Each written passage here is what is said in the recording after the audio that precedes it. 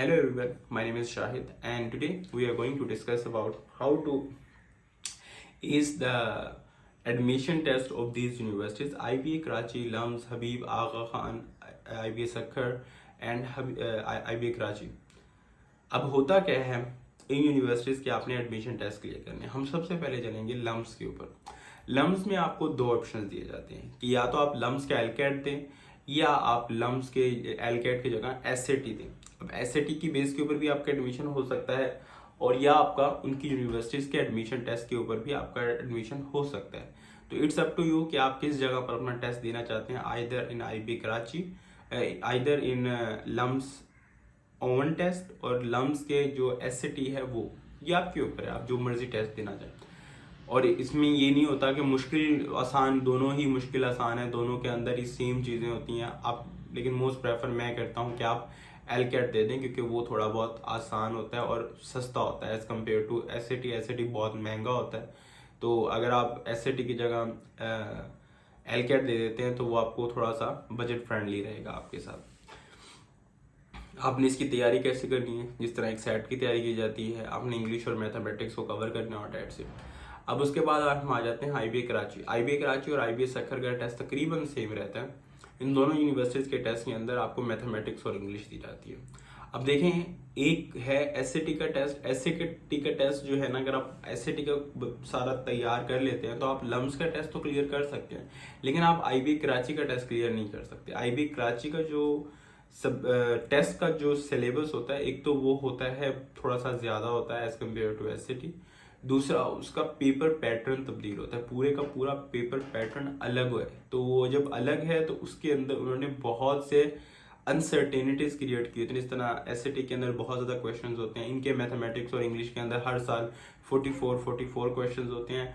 आपने 44 क्वेश्चन में से आपने समटाइम 20 क्वेश्चन ठीक करने होते हैं, समटाइम 16 क्वेश्चन ठीक करने होते हैं। ये प्री डिसाइडेड नहीं होता, ये आफ्टर अटेम्प्टिंग टेस्ट मेरिट की बेस पर डिसाइड किया जाता है कि इस दफ़ा क्या मेरिट होगा, 92 या 94। इस दफ़ा 9, यानी एक MCQ आपके 4 नंबर का होता है। तो इस समटाइम जिस बच्चे के मैथमेटिक्स और इंग्लिश में 92 होते हैं वो सिलेक्ट हो जाता है, उसका एडमिशन टेस्ट कंफर्म हो जाता है, और जिसके 92 नहीं होते वो रिजेक्ट हो जाता है। तो इसके टेस्ट की प्रिपरेशन के लिए आपको चाहिए कि आप एक तो इनके पास पेपर्स को देखें, दूसरे उसके साथ साथ आप कुछ ये प्रैक्टिस बुक्स जो आपको मिल जाएंगी, आपको IB ग्रेड्स की मिल जाएगी, लुमिवा प्रेप्स की मिल जाएगी, प्रेप लैब की मिल जाएगी, इनकी आप प्रेप बुक्स लें, उनसे आप प्रिपरेशन करें। आप एसएटी की बुक्स को लें, लेकिन आप एसएटी की बुक से तैयारी इसलिए पूरी ना करें क्योंकि माइंड सेट का डिफरेंस है इन दोनों यूनिवर्सिटीज़ के टेस्ट के लिए। IBA सखर और IBA कराची की एक ही अगर आप तैयारी कर लेते हैं तो आप वहाँ भी अप्लाई कर सकते हैं, यहाँ भी अप्लाई कर सकते हैं। इसके बाद आता है हबीब में। हबीब के अंदर जो उनके सोशल साइंसेज के डिपार्टमेंट है, उसके लिए आपको एडमिशन टेस्ट के लिए सिर्फ इंग्लिश का टेस्ट देना होता है, और जो उनके मैथमेटिक्स के टेस्ट होते हैं वो उनके इंजीनियरिंग डिपार्टमेंट्स के लिए होता है या कंप्यूटर साइंसेज के डिपार्टमेंट के लिए होता है। तो इट्स अप टू यू, अगर आप कंप्यूटर साइंसेज में जाना चाहते हैं तो आपको सिर्फ मैथमेटिक्स देनी होगी, और अगर आप कंप्यूटर साइंसेज नहीं जाना चाहते, सोशल साइंसेज में जाना चाहते तो आपको सिर्फ इंग्लिश देना होगा। तो that's good thing about Habib university.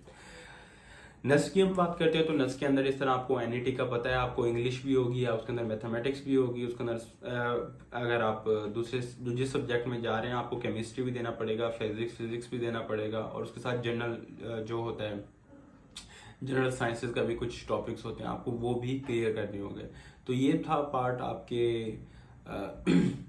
NS के एनईटी का। अब अगर आपके पास वहाँ पर काफ़ी अटेम्प्ट्स होती हैं, आप NET 1 दे सकते हैं, NET 2 दे सकते हैं, NET 3 दे सकते हैं, तो आई थिंक NET 4 की भी इजाज़त है। तो इनमें जिसमें आप सबसे ज़्यादा हाईएस्ट स्कोर अचीव करेंगे उसकी बेस पे आपका एडमिशन टेस्ट का कंफर्म होता है। अब हम लास्ट में से जाते हैं AKU की तरफ। देखिए, अभी आगा खान के अंदर पाकिस्तान के अंदर एक कंडीशन है कि आपने अगर कंडीशन थी, आई थिंक अब तो मेरे ख्याल से ख़त्म हो गई है, कि आपने अगर MBBS करना है तो आपको सबसे पहले MD कैट टेस्ट क्लियर करना पड़ेगा। तो आगा खान भी आपसे ये रिक्वायर करता है कि जो बच्चा भी हमारी यूनिवर्सिटीज़ में अप्लाई कर रहा है उसको MD कैट तो देना ही देना है, ठीक है।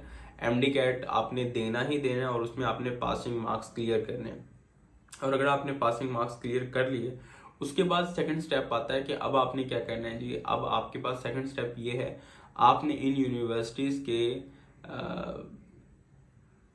सेकंड स्टेप ये होता है कि अब आपने इस यूनिवर्सिटी का एडमिशन टेस्ट क्लियर करना है। इस यूनिवर्सिटी का एडमिशन टेस्ट क्लियर करने के लिए ज़रूरी है कि आप इन यूनिवर्सिटीज़ के जो इनका सिलेबस है वो थोड़ा सा ज़्यादा होता है एमडी कैट की निस्बत, थोड़ा सा मुश्किल भी होता है, लेकिन कुछ ज़्यादा कॉन्सेप्ट भी होते हैं जो कि आपको कुछ ए ओ लेवल्स की बुक से कवर करने पड़ते हैं। और आगा खान के टेस्ट के अंदर ये चीज़ होती है कि आपको एमडी यानी एमडी कैट में तो सिर्फ आपको आपकी मैथमेटिक्स जज नहीं की जाती, इसमें आपकी मैथमेटिक्स भी कवर होती है।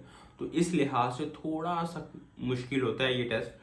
और मोस्ट ऑफ द बच्चे जो एमडी कैट दे रहे होते हैं वो उनका मैथमेटिक्स से वैसे ही दिल भागा हुआ होता है, तो इस जब उनको यहाँ पता चलता है कि यहाँ पर मैथमेटिक्स भी है तो बस वो कहते हैं नहीं हमने तो नहीं देना ये टेस्ट। खैर इतना मुश्किल नहीं होता। ये था इन तमाम तर यूनिवर्सिटीज़ के एडमिशन टेस्ट का प्रोसीजर कि किस तरह से आप तैयारी कर सकते हैं, किस तरह से आप ये टेस्ट दे सकते हैं और कैसे आप ये टेस्ट क्लियर करके इन यूनिवर्सिटीज़ में एडमिशन हासिल कर सकते हैं।